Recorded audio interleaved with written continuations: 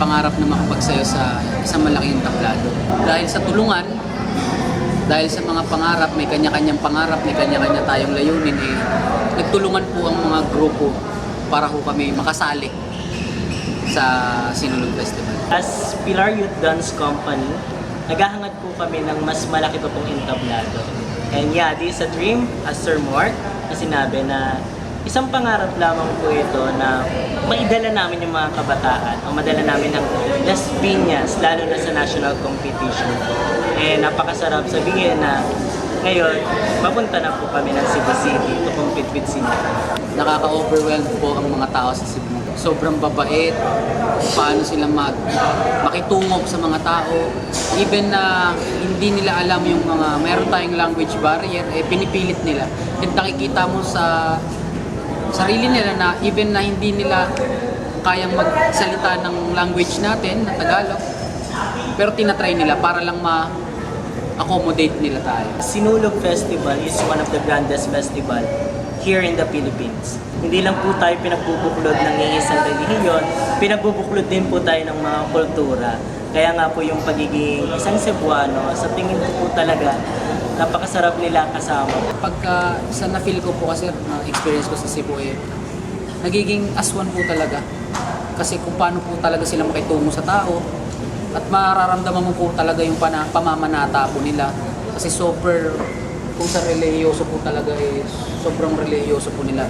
Ang Sinulog Foundation naman po, hindi naman po sila madamot sa kaalaman. Kaya meron po silang ginagawa ng mga workshop. Successful naman ito para sa amin dahil naituro po dun sa amin kung paano pasayawin ang sinulog beat, sinulog rhythm, yung mga moves. I have experience na makibahagi ng mga workshop po sa Cebu.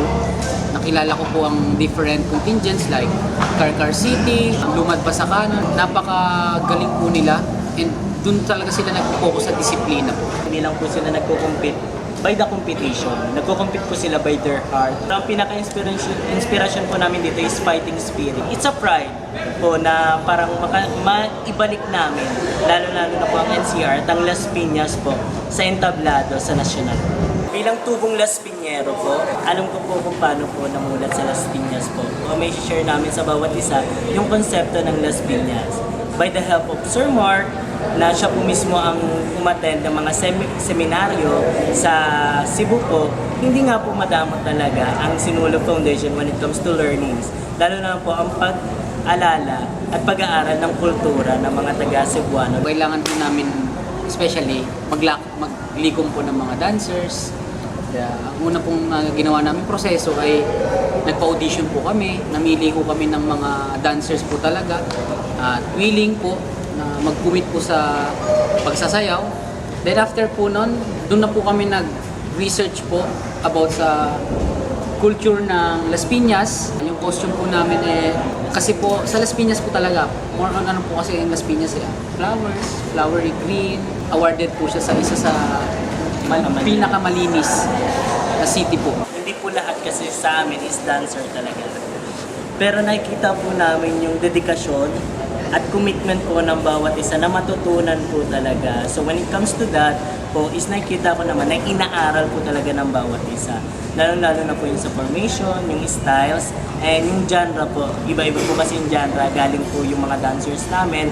And nakita ko naman po na maganda po yung pagkakalatag. It is very first challenging, but as the time passes, kapag na-enjoy namin yung rehearsals namin by, learning some steps and dancing with the rhythm. So, sa una challenging siya, pero habang tumatagal, me, especially the other dancers, we enjoy it so much. Expectation ko, pag perform na kami sa stage, nakikita ko kasi sa social media, ang laki ng stage, sobrang laki ng stage. And as a first time experience, sa ganun kalaking entablado yung stage, nakaka-pressure. But overall, I really want to pressure myself and give my best. Napakaganda po ng music. Hindi po namin siya ini-expect talaga kasi una po is countings lang po yung binibigay po namin sa mga bata. Tapos nagbi-video po kami, sinesend po namin, and through online po kami nakikipag-communicate with our musicians, lalo-lalo na po kay Sir Lawrence. Pero yung nakita po namin na inaral din po talaga ng mga musicians, lalong-lalo na po sa Sir Lawrence kung paano po yung magiging atake. Napakaganda po at nakakilabot po yung naibigay po nila sa amin. Tema po ng sayaw po talaga namin. Nagsimula po ito sa isang simpleng pamumuhay po.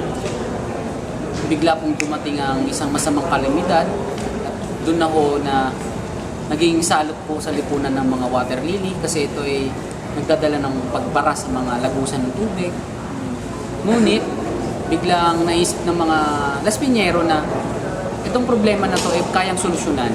Bumuo po kami ng isang sequence ng pagsasayaw na galing sa tragedy bigla pong dahil sa tulong ng poong Senyor Santo Niño tinulungan niya po ang mga Las Piñeros na makabangon. Ang devotion po ng bawat Las Piñero is malalim po talaga kung tutuusin. Yung pagmamahal po nila is naipapakita po, lalo-lalo na po ngayon, kung makikita niyo po yung konsepto po namin, may papakita po namin through dance, through singing po. So yung paggagawa po namin ng konsepto na alay-alay po sa ating mahal na Santo Niño is nakaukit po talaga ang pagiging tubong Las Piñeros. Sa dedication lang ho talaga naman kung paano namin pinupush yung mga sarili namin. Sleepless night, mapapahiyak ka na lang. Maraming araw na parang ayaw na lang namin tumuloy. Pero nandun pa rin yung pamamanata na kaya ho namin to. Gusto po namin itong ginagawa namin. May mga ganun po siya. Minsan pasuko na. Pero marirealize mo na kaya. Marami po kami na-encounter na problems and hindi po namin expect na ganito na yung mabubuo namin within a few days of practices. Actually, kasi may mga days na hindi kami nakapag-practice, gawa na may mga most of the dancers is actually student. And ngayon, so far so good po and nakakompleto na lang po namin. Konti na lang po, tapos na rin naman. Pinuha po namin to for almost 1.5 months na po. Yeah. So, nagkaroon po ng aberya, but thank God, kasi yung aberya na yun is naging blessings para matuloy po. At may representa namin yung Las Piñas. Napaka-solid po siya kasi nakita namin yung araw-araw na dedikasyon ng bawat isa. Kung sa pagmamahal lang po at suporta ko kasi kami po community lang po. Sobrang nararamdaman po namin talaga yung mga pagtulong po ng different na mga magulang. Yes po. Magulang, sa pagluluto, sa paghahanda, ng mga makakain ng mga bata, sa pag-aasikaso sa mga props, ramdam na naman talaga namin.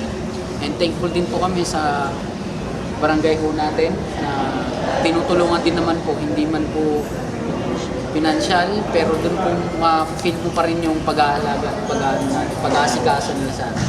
Isa rin ho talaga yung karangalan. Ngunit, para sa amin, wala rin ho talaga kaming ideya sa mga ganung bagay. Kumbaga kami ho talaga binagbuklod po talaga ng pangarap. Pangarap po talaga.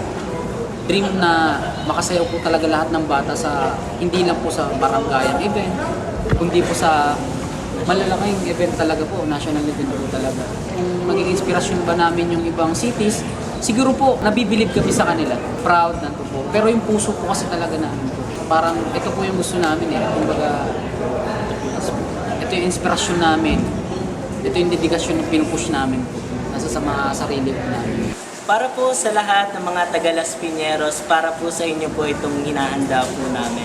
Sana po is kahit po online, through online, maramdaman po namin yung support nyo, lalo-lalo na po yung prayer ninyo. Whatever it takes, whatever it happens, life must go on po.